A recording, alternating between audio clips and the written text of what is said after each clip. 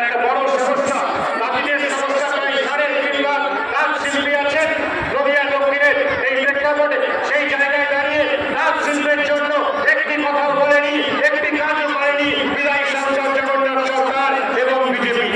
আপনারা জানেন চূর্ণী নদীতে একটা বড় সমস্যা, সেই চূর্ণী নদীতে লাখো লাখো মৎস্যজীবীদের জীবন নির্বাহ হতো, কিন্তু দুর্ভাগ্যের বিষয় সেই চূর্ণী নদী সংস্কারের জন্য একটি পয়সা খরচ করেনি, একটি কথা খরচ করেনি বিজেপি তথা বিধায়ক সাংসদ জগন্নাথ সরকার। আপনাদের সুখে দুঃখে করোনার সময় লকডাউনে আপনাদের পাশে থাকেনি। আপনারা কাকে ভোট দিয়েছেন?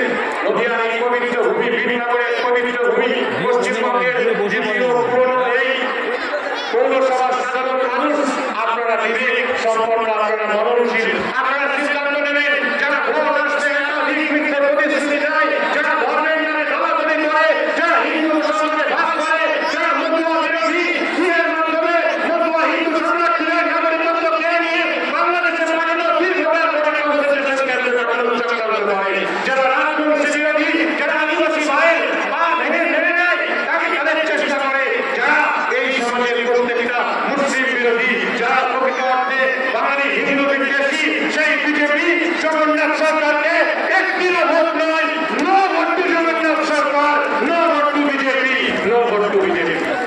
আর অন্যদিকে দাঁড়িয়ে আপনারা জানেন বাংলার রূপকার, বাংলার জননেত্রী, যার ঐতিহাসিক চলার পথের মধ্য দিয়ে শুধু বীরনগর নয়, পশ্চিমবঙ্গের প্রত্যেকটা প্রান্তে সোনার উন্নয়ন ঘটেছে।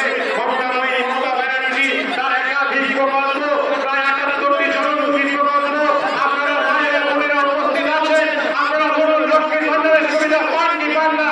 আপনারা বলুন পান লক্ষ্মীর ভান্ডারের সুবিধা, আপনারা কন্যাশ্রীর সুবিধা পান, আপনারা রূপশ্রীর সুবিধা পান, আপনারা পান, আপনারা প্রত্যেকটা প্রকল্পের সুবিধা পান। আপনারা জানেন